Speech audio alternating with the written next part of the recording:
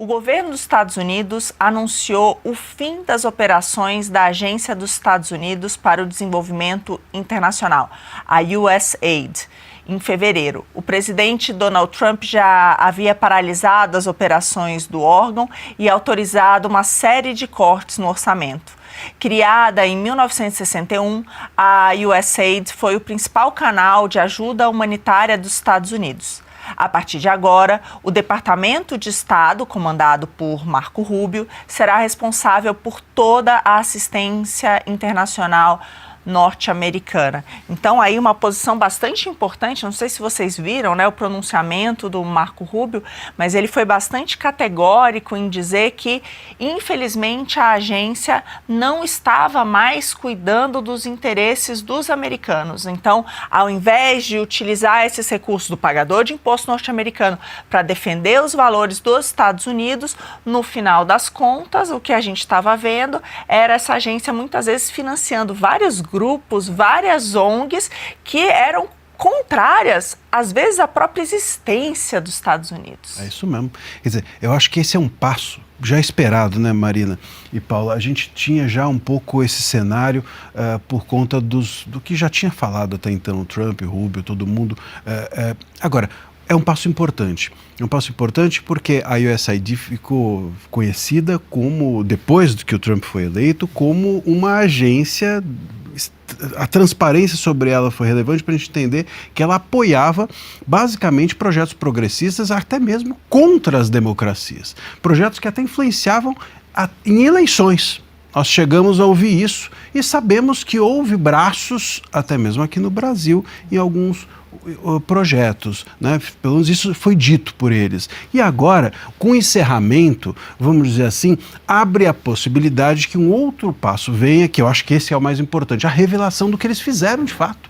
Os documentos, a abertura de arquivos, né? Porque as pessoas já não estão mais na frente defendendo o órgão, bom, então a gente pode ter acesso, ou talvez eles próprios possam revelar o acesso a esses documentos. Isso é que vai ser uma bomba atômica, eu acho que no mundo inteiro, porque pelo visto os Estados Unidos se meteram na vida democrática do mundo todo. Marcília, isso é muito importante, você falou, abrir os documentos. Imagine quanto de coisas podemos descobrir em 6 décadas de atuação, né? Que atuou durante quase 60 anos aí, muito tempo. E ela começou, a USAID começou com um projeto virtuoso, né, de ajudar países em crise, né, crises humanitárias principalmente, lá quando Kennedy ainda era presidente, e no decorrer do tempo foi completamente desvirtuado, né, apoiando a agenda woke, apoiando diversas coisas, principalmente do DEI, né, o DEI que é o diversidade, equidade e inclusão, né, que disso não tem nada, né, e não é só felicidade, né? Tem gente que daí no mundo todo que tá muito triste, choramingando aí nas redes sociais, como por exemplo o vocalista do U2, Bono Vox, falou que tá muito triste por acabar com essa entidade. O Obama, ex-presidente dos Estados Unidos, também lamentou o fechamento da USAID, e também o bilionário Bill Gates também não ficou nada feliz com isso. Então aí tem algumas personalidades mundo afora que estão reprovando. Eu fico me perguntando por quê, né? Porque a USAID era abastecida com o pagador de impostos americanos, né? Então, se eles votaram com a agenda do presidente Trump, eles têm o direito de saber aonde que está indo esse dinheiro. E se esse dinheiro está sendo investido em coisas que não agregam, que o povo americano que está bancando isso não concorda, eu acho que eles têm direito de saber mesmo para onde que está indo todo esse dinheiro que eles pagaram durante décadas, né, Marina? Exatamente, e que era bastante importante dentro de um contexto internacional. Agora, financiar um monte de ONG que vai contra os próprios interesses americanos, com certeza não é algo que o pagador de imposto queira.